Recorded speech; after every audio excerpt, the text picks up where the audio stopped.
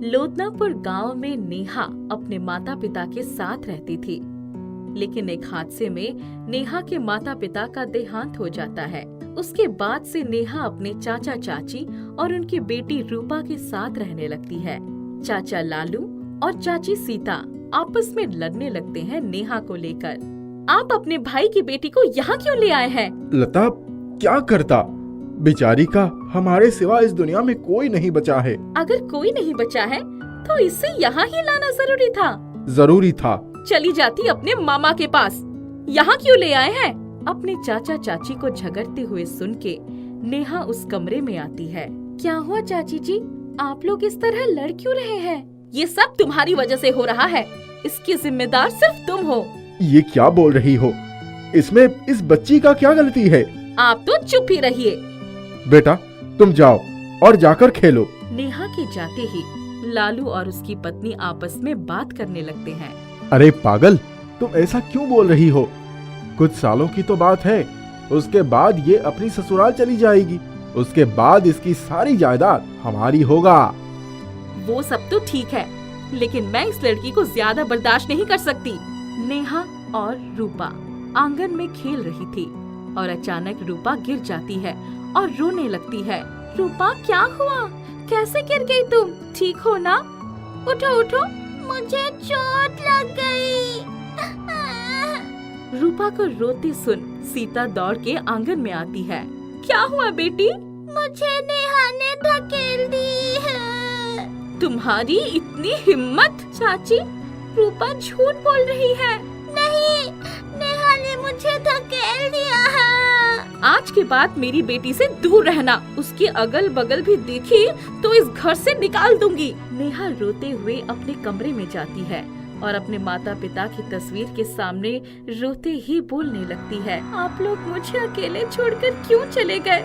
मुझे भी साथ में लेकर जाते। मुझे आप दोनों की बहुत याद आती है। नेहा की चाची नेहा से घर का सारा काम करवाने लगी। नेहा को स्कूल भी भेजना बंद कर दिया। ये सब नेहा के लिए बर्दाश्त से बाहर हो रहा था। अब और फिर एक दिन हिम्मत जुटाकर नेहा चाची से बात करने चली गई। चाची, मैं काम करते करते थक जाती हूँ। मुझे स्कूल जाना है और बहुत पढ़ना है। अच्छा, अब तुम्हें स्कूल भी जाना है? चुपचाप घर में रहो और घर का सारा काम करो, इसी में तुम्हारी भलाई है। चाची, अब मेरे से नहीं हो पा रहा है। मुझे स्कूल जाना है और पढ़ाई करनी है। अपनी चाची से मुंह लगाएगी? तुम्हारी इतनी हिम्मत? एक दिन नेहा घर के सामने बैठी होती है, तभी पड़ोस की चाची आती है और बोलती है, बेटा, मैं इस गांव को छोड़ के शहर जा रही हूँ। सामान बहुत सारा है, मैं अकेले उठा नहीं पा रही हूँ। क्या तुम मेरी मदद कर दोगी? जी चाची, जरूर। चलिए।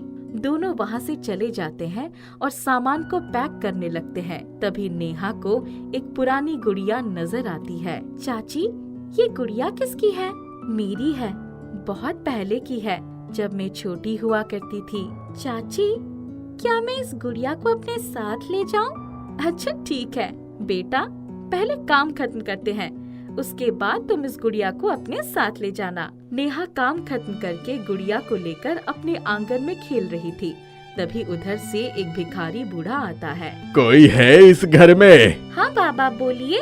बेटा, मुझे बहुत जोरों की भूख लगी है, बहुत दिनों से कुछ नहीं खाया। क्या कुछ खाने को मिलेगा? आप रुकिए, मैं देख कर आती हूँ कुछ खाने के लिए बचा है या नहीं। ठीक है बेटी।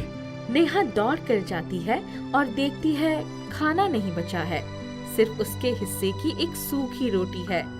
वही लेकर वो आ जाती है। बाबा, घर में खाने के लिए कुछ भी नहीं है, सिर्फ यही एक सूखी रोटी बची है। कोई बात नहीं बेटा, यही बहुत है मेरे लिए। तुम हमेशा खुश रहो, तुम्हें कभी भी किसी चीज की कमी ना हो। नेहा अंदर जाकर कुछ खाने के लिए खोजती है, लेकिन उसे कुछ नहीं मिलता है। बहुत जोर की भूख लगी है, कुछ खाने को मिल जाता तो बहुत ही अच्छा होता। नेहा को बहुत जोर की भूख लगी थी। नेहा फिर से बर्तन देखने जाती है तो वहाँ खाना रखा मिलता है। ये कैसे हुआ? अभी तो खाना नहीं था, यहाँ पर अचानक से कैसे आ गया? नेहा उस खाने को खाकर सो जाती है और सोचते हुए अपने से बोलने लगती है, जब माता पिता थे तो मैं कितनी आराम से सोती थी, तकिए होते थे, गद्दे होते थे, और अब कुछ भी नहीं है। नेहा सोचते सोचते सो जाती है। जैसे ही नेहा उठती है तो वो खुद को गद्दे और तकिया के ऊपर पाती है। फिर नेहा डरने लगती है और डरते हुए कहती है, ये क्या हो रहा है? मेरे साथ ऐसा क्यों हो रहा है? ऐसा कौन कर रहा है? डरो मत नेहा, ये सब मैं कर रही हूँ। तो कौन हो तुम? मैं हूँ गुड़िया, इधर तो देखो।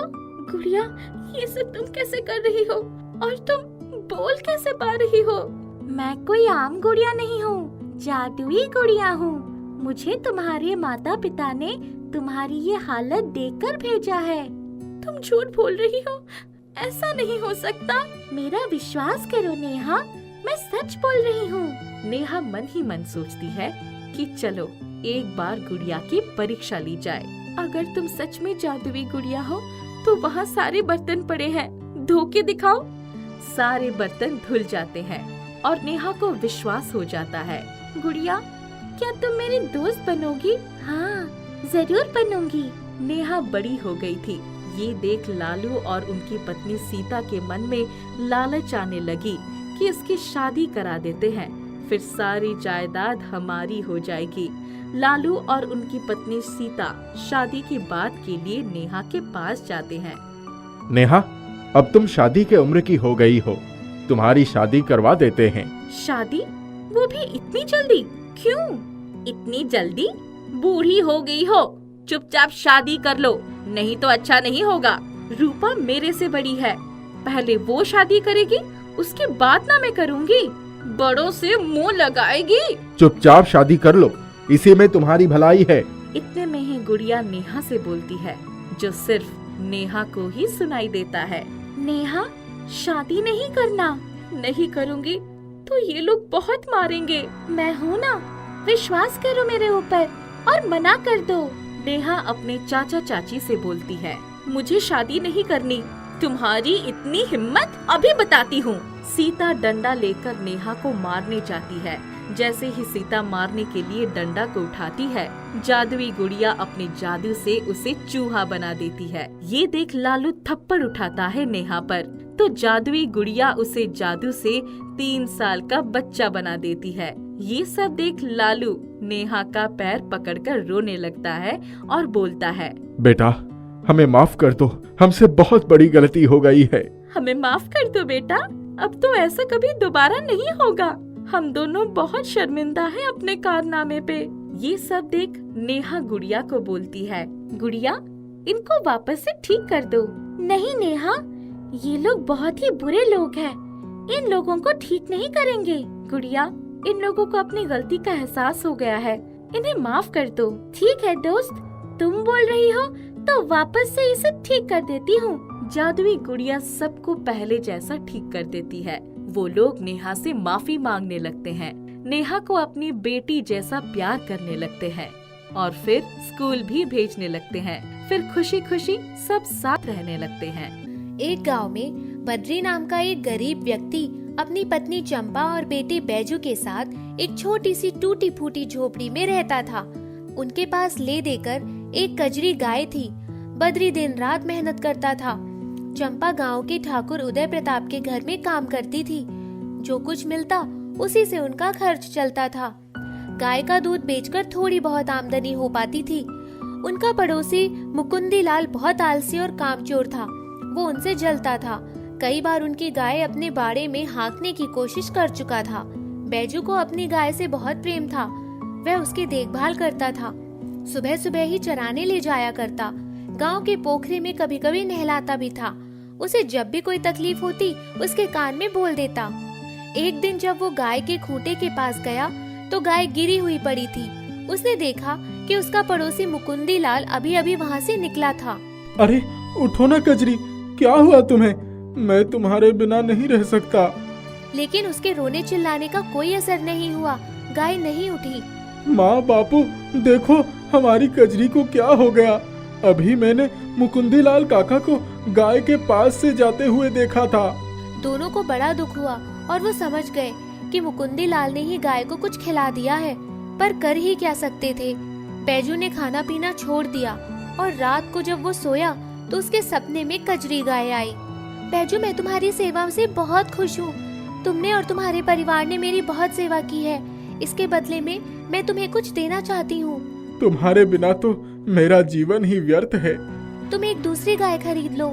क्या मजाक कर रही हो? अपने खाने भर का तो जुटता नहीं, गाय कहाँ से खरीदे? तुम लोगों ने जंगल में जहाँ मिट्टी के नीचे मुझे दबाया था, वहाँ जाकर देखो, एक चक्की पड़ी होगी, उसे उठा लाओ। चक्की में एक मुट्ठी कोई अनाज डाल देना और कहना, चल रही चक्की ठम्मक ठुम, वो अपने आप ही अनाज देती जाएगी जो तुम इसमें डालोगे। ध्यान रहे, बिना एक मुट्ठी अनाज डाले चक्की कभी मत चलाना, वरना अनर्थ हो जाएगा। जब तुम्हारा बर्तन भर जाए तो कहना, रुक जा रे चक्की, ले ले दम। अगर तुम उसे रोकोगे नहीं तो वो चलती ही रहेगी। बैजू उठकर बैठ गया। उसने अपनी आंखें मली, देखा तो सवेरा हो गया था। बैजू तुरंत जंगल की तरफ भागा। वहां जाकर देखा तो सचमुच कजरी गाय की बताई हुई जगह पर चक्की रखी थी। वो उसे उठाकर ले आया और एक साफ कपड़ा बिछाकर उस पर चक्की रख दिया और एक बड़ा सा घड़ा लाकर रख दिया। फिर एक मुट्ठी चावल लाकर उसमें डाल दिया और बोला, चल रही चक्की ठमक ठुम। चक्की चलती रही, पूरा घड़ा भर गया। उसने कहा, रुक जा रही चक्की, ले ले दम। चक्की रुक गई। माँ, बापू, ये देखो, हमारे पास जादुई चक्की है। चंपा और बद्री आए तो देखकर आश्चर्यचकित हो गए। ये कहाँ से लाया और इतना सारा चावल कहाँ से आया? बैजू ने उसे अपने सपने की बात बताई। ला, मैं भी देखूं तो सही। चंपा जाकर एक मुट्ठी गेहूं ले आई। उसने भी वैसा ही किया। चक्की चलती रही और गेहूं निकलता रहा। अरे बैजू, क्या बोलना था? बोल जल्दी, नहीं तो पूरा भर जाएगा। बैजू ने चक्की को रोक दिया। सब बहुत खुश थे। अब उनके पास अनाजों का ढेर लग गया। बद्री रोज बाजार जाकर अनाज मंडी में अच्छे दामों पर अनाज बेच दिया करता। कुछ ही महीनों में उन्होंने अपना कारोबार शुरू कर लिया। खूब मुनाफा होने लगा। सबसे पहले उन्होंने एक गाय खरीदी। धीरे धीरे उनके पास बहुत धन दौलत हो गई। उन्होंने बड़ा सा घर लिया, उसमें गौशाला बनवाया। मुकुंदी लाल से उनकी उन्नति देखी नहीं जाती थी। उसे तो खलबली मची रहती थी कि बद्री की तो गाय भी मर गई और इसके बाद भी ये कैसे इतना अमीर हो गया। एक दिन मुकुंदी लाल ने कहा, अच्छा बद्री भैया, कहाँ से गड़ा हुआ धन मिल गया? जरा हमें भी तो बता देते, हम भी तुम्हारी तरह कुछ धन दौलत कमा लेते। मुकुंदी लाल, हमने तुम्हारे बारे में किसी को नहीं बताया। इसका मतलब यह नहीं कि हम तुम्हारी करतूतों से अनजान हैं। जिस दिन मुंह खुल जाएगा उस दिन गांव वाले तुम्हारा हुक्का पानी भी बंद कर देंगे। हटो मेरे सामने से। बड़ा घमंड हो गया है इसे। मुझे तो पता करना ही होगा, आखिर इसकी अमीरी का रहस्य क्या है। दूसरे दिन जब उसने उसकी खिड़की से झांक कर देखा तो एक चक्की के आसपास तीनों बैठे थे और बैजू के बोलते ही चल रही चक्की ठम्मक ठुम, उसमें से चावल निकलने लगा। वो आधी बात सुनकर ही भागा। उसे तो ये भी नहीं पता था कि चक्की में एक मुट्ठी अनाज भी डाला गया था। किसी तरह इस चक्की को मुझे हटियाना ही पड़ेगा। दूसरे ही दिन जब बद्री और बैजू बाजार गए थे और चंपा गौशाला में खड़ी थी, तभी वो घर के भीतर चुपके से गया और उसकी चक्की उठा लाया। उसने अपनी पत्नी से कहा, अरे सुन, जल्दी से मेरे साथ चल, कुछ जरूरी सामान ले ले। हमारे पास जादुई चक्की है। हम ठाठ से किसी शहर में रहेंगे और अमीर हो जाएंगे। मुझे भी तो दिखाओ कैसे चलती है ये जादुई चक्की। मुकुंदी लाल ने तुरंत ही चक्की में बिना अनाज डाले ही उसे चला दिया और बोला, चल रही चक्की ठमक ठुम। चक्की ने 3 बार घुर्र घुर्र किया और अचानक उसका घर हिलने लगा। घर की सारी दीवारें थोड़ी ही देर में गिर गई। चक्की अपने आप बद्री के घर ठुमकती हुई पहुंच गई और मुकुंदी लाल और उसका परिवार मलबे में दबकर चिल्लाने लगे, अरे अरे कोई बचाओ, हम बर्बाद हो गए, जल्दी निकालो वरना हम मर जाएंगे, बचाओ। चंपा ने देखा कि मुकुंदी लाल का घर गिर गया है तो वो भागी हुई गई। तब तक बद्री और बैजू भी आ गए। किसी तरह से उन्होंने मलबे से उन्हें बाहर निकाला। बद्री भैया, हमें अस्पताल ले चलो वरना हम मर जाएंगे। दोनों उन्हें अस्पताल ले गए। जब मुकुंदी लाल और उसकी पत्नी कुछ ही दिनों में ठीक होकर वापस आए तो मुकुंदी लाल ने कहा, बद्री भैया, हमसे बहुत बड़ा अपराध हुआ है। हमें माफ कर दो। किस बात की माफी मांगने आए हो भाई? मुकुंदीलाल और उसकी पत्नी ने शुरू से अंत तक की सारी बातें बताई। बद्री और उसके परिवार वाले नेक दिल थे। उन्होंने सबको माफ कर दिया और कहा, सुबह का भूला शाम को वापस आए तो उसे भूला नहीं कहते, अब से सुधर जाओ। दोनों परिवारों का मेल हो गया। अब मुकुंदीलाल भी बद्री के साथ उसके कारोबार में हाथ बटाने लगा। जादुई चक्की ने उनका जीवन बदल दिया।